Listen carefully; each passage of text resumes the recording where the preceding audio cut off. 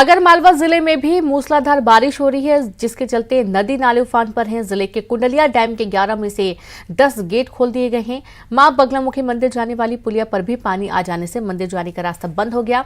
कुंडलिया dam के gate खोले जाने से सोयत उप तहसील में भारी जलभराव हो गया। काली सिंध और कंठाल नदी का जलस्तर बढ़ गया है। सोयत जलमग्न हो गया है और निचली बस्ती में पानी घुस गया है। सुरक्षा के लिए एसडीआरएफ और पुलिस बल मौके पर मौजूद है। जिला कलेक्टर और पुलिस अधीक्षक खुद मैदान में उतर चुके हैं।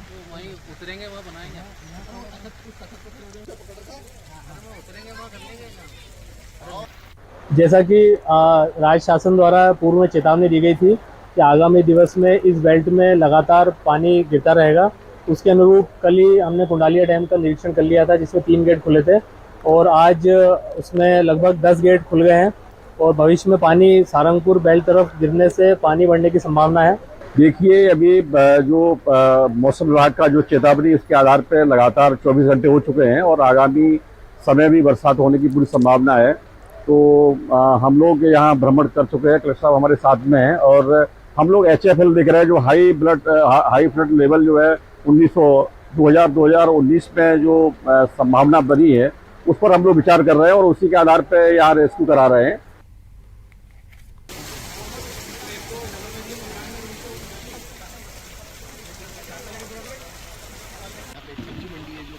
तो कुंडलिया डैम के 10 गेट खोल दिए गए हैं और डैम के गेट खोले जाने की वजह से दिखाया जा रहा है कि जो काली सिंध है, कंठाल है, नदियों का जलस्तर बहुत तेजी से बढ़ गया है। अब जलस्तर बढ़ने की वजह से दिक्कत ये हो रही है कि जो निचले इलाके हैं वहां पे डर का माहौल बना हुआ है। पानी लोगों के घरों तक भर रहा है, आने जाने में दिक्कत हो रही है, जल भराव जैसे हालात बन रहे हैं। यहाँ तक कि जो छोटे इलाके हैं उनका जिला मुख्यालयों से संपर्क भी पूरी तरीके से टूट चुका है। मोहल्ले में या शहरों में भी नाव के सहारे लोगों को एक छोर से दूसरे छोर सुरक्षित स्थान पहुंचाया जा रहा है।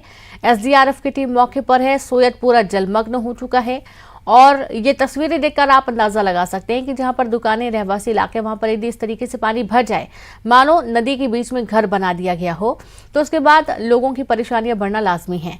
दुकानें बंद हैं, सब्जी मार्केट बंद है, सामान खरीद पाना मुश्किल है और अब लोगों के लिए परेशानी यहां तक बढ़ गई है कि अभी तो घर से बाहर नहीं निकल पा रहे थे, लेकिन अब घरों में भी नहीं रह पा रहे हैं, क्योंकि घरों में लोगों के जो नाले का गंदा पानी होता है वो भी पहुंच रहा है और इसके चलते गंदगी के बीच लोग रहने के लिए मजबूर हैं।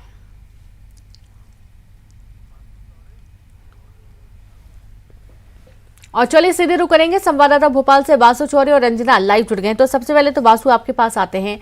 अब देखा जा रहा है कि कई सारी हमने तस्वीरें देखी हैं, बारिश के चलते हालात बद से बदतर ही होते जा रहे हैं।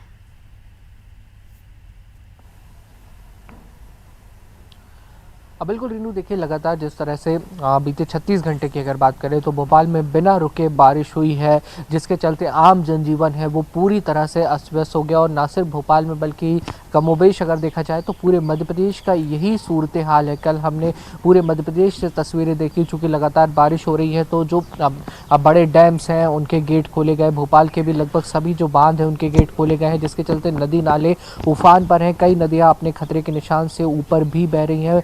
कई नदियों का पानी जो है वो पुल के ऊपर तक बह रहा है, जिसके चलते कई सड़कें जो हैं, कई मार्ग जो हैं वो बंद करने पड़े हैं। मौसम इतना ख़राब रहा कि कल भोपाल में कुछ फ्लाइट्स को भी डाइवर्ट करना पड़ा, कुछ फ्लाइट्स को कैंसिल करना पड़ा। अगर बात की जाए तो कई लोगों को भारी समस्या भी हुई, जिन्हें रेस्क्यू करके सुरक्षित स्थानों पर पहुंचाया गया। निचली बस्तियों में जल भराव जैसी स्थिति बनी। हालांकि राहत भरी बात यह है कि आज सुबह से भोपाल में जो पानी लगातार गिर रहा था वो थमा हुआ है और उम्मीद ये है कि अगर आज दिन में रुक रुक कर बारिश होती है या कम बारिश होती है तो जो आम जनजीवन है वो थोड़ा पटरी पर आ पाएगा। लेकिन इस बीच कल देर रात ही मुख्यमंत्री शिवराज सिंह चौहान जो है वो वल्लभन स्थित सिचुएशन रूम पहुंचे और वहां से उन्होंने पूरे प्रदेश में बारिश को लेकर, बाढ़ को लेकर क्या कुछ हालात बने हुए हैं उसका जायजा लिया। विदिशा कलेक्टर, राजगढ़, सीहोर कलेक्टर से उन्होंने बात की और जिले में क्या हालात हैं उसका जायजा भी लिया। विदिशा कलेक्टर को उन्होंने बोला है कि आप रेस्क्यू ऑपरेशंस जो हैं और राहत कार्य जो है वो लगातार चलाते रहिए। रहिएगा, ज़रूरत पड़ती है तो हेलीकॉप्टर की मदद से भी लोगों को वहाँ से अगर रेस्क्यू करना है, मदद पहुँचानी है तो उसके लिए हेलीकॉप्टर भी उपलब्ध रहेगा। तो खुद मुख्यमंत्री शिवराज सिंह चौहान 24/7 इस समय अलर्ट नज़र आ रहे हैं और पल पल की जो सिचुएशन है उस पर नज़रें बनाए हुए हैं। हालांकि अच्छी बात ये रही कि कल भारी बारिश हुई, लेकिन उसके बाद भी राजधानी भोपाल की अगर हम बात करते हैं तो कहीं से कुछ जान हानि की या माल हानि की, जो माल हानि ज़रूर हुई है लेकिन जान हानि की जो कुछ खबरें हैं वो सामने नहीं आई हैं। हालांकि कितना नुकसान हुआ है बारिश के चलते, इसका पूरा जो एनालिसिस है वो आने वाले कुछ दिनों में हो पाएगा, क्योंकि जो विद्युत व्यवस्था है उसको भी भारी नुकसान इस पूरी बारिश के चलते हुआ है। सड़कों को नुकसान हुआ है, कई पोल्स, डीपी, ट्रांसफार्मर्स को भी बारिश के चलते नुकसान हुआ है और तमाम सारी जो व्यवस्थाएं हैं वो कब तक अब पटरी पे आ पाती हैं ये ज़रूर देखने वाली बात होगी। लेकिन कल दोहरी चुनौती प्रशासन के सामने थी, क्योंकि कल भोपाल में वीवीआईपी मूवमेंट था और उसके साथ ही जिस तरीके से आंधी तूफान और बारिश का दौर चला है जिसके चलते कुछ व्यवस्थाएं जो है प्रभावित हुई हैं, तो दोनों ही मोर्चे पर जो शासन प्रशासन है उसकी मुस्तैदी वहां पर जरूर नजर आई और ये आश्वस्त किया गया है निगम प्रशासन की ओर से कि जहां पर भी जो समस्या हुई है उन्हें आज दुरुस्त कर लिया जाएगा। लोगों को खासतौर पर बिजली और पानी की समस्या से कल जूझना पड़ा, लेकिन अब धीरे धीरे जो स्थितियां हैं वो उम्मीद की जा सकती है कि पटरी पर आ जाएंगी। रीनू जी बिल्कुल वासु, और साथ ही हमारे साथ शाजापुर से सुनील हंजोरिया भी जुड़ गए हैं। पहले रंजना का रुख करते हैं। रंजना, भोपाल में क्या स्थिति बनी हुई है? आप कहाँ इस वक्त मौजूद हैं? देखा जा रहा है कि जो निचले इलाके हैं वो सबसे ज्यादा प्रभावित हैं इस बारिश में।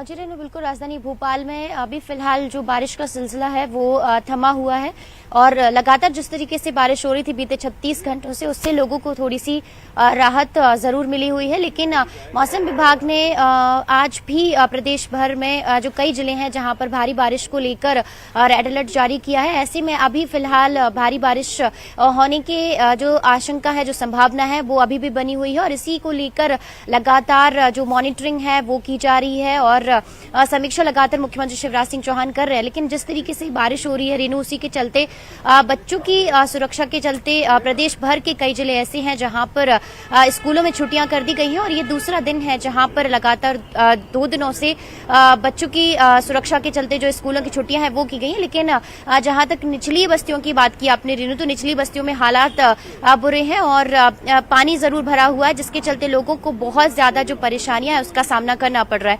राजधानी भोपाल की अगर बात करी जाए तो यहाँ पर इंडस एम्पायर जो कॉलोनी है वहां पर भी घरों में करीब 6 से 7 फीट जो पानी है वो भरा हुआ था। लोगों को बड़ी मुश्किल से घरों से बाहर निकाला गया और एनडीआरएफ की टीम यहाँ पर पहुंची थी। कलेक्टर ने भी इस कॉलोनी का जायजा लिया था। लेकिन ये सिर्फ एक कॉलोनी की नहीं बल्कि राजधानी भोपाल की अगर बात करी जाए तो ज्यादातर जो कॉलोनियां हैं, निचली बस्तियां हैं, वहां पर इसी तरीके के हालात हैं। और विदिशा, ग्वालियर, अशोकनगर और एक दो जिलों की और अगर बात कर ली जाए तो यहाँ पर भी जो एयरफोर्स की सिचुएशन टीम है वो तैनात है, ताकि अगर किसी भी तरह से कोई खतरे की स्थिति बनती है तो उससे तत्काल निपटा जा सके। जी बिल्कुल, और साथ ही सुनील आपके पास आते हैं। हम देख पा रहे हैं कि पूरा इलाका जलमग्न है, आपके पीछे भी नदी जैसे स्थिति नजर आ रही है।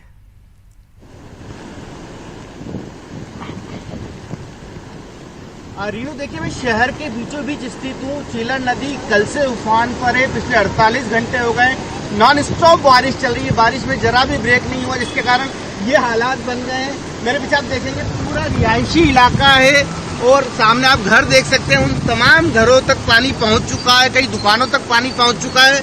एसडीआरएफ की टीम, जिला प्रशासन की टीम, राजस्व की टीमें लगातार रात भर बाढ़ की मॉनिटरिंग करती रही। तो डासी वाला इलाका है, वहां पर जो नीचे कुछ परिवार थे निचले इलाकों में, उन्हें सुरक्षित रात को ही निकाला गया और उन्हें कम्युनिटी हाल में ठहराया गया। पूरे जिले में लगातार बारिश चल रही है, जिसके कारण नदी नाले उफान पर आ गए। बमोरी गांव नजदीक है, वहां पर एक तालाब में सुराख होने के बाद उसके फूटने का खतरा बढ़ गया। आनंद फानंद में प्रशासन ने कुछ गांवों को खाली कराया। इसके अलावा जो तमाम इलाके हैं वहां पर लगातार बारिश के बाद हालात बिगड़े हुए हैं। प्रशासन लगातार कोशिश कर रहा है कि निचली बस्तियों में जो लोग फंसे हैं उन्हें सुरक्षित स्थानों पर पहुंचाया जाए। चीलन नदी में पानी आने के बाद ये रिहायशी इलाका है, पूरा इलाका जो है वहां पर जल जमाव हो चुका है। और बिल्कुल सुनील, बहुत शुक्रिया आपका, और रंजना, साथी वासु, बहुत शुक्रिया आपका तमाम जानकारी साझा करने के लिए, तस्वीरें दिखाने के लिए।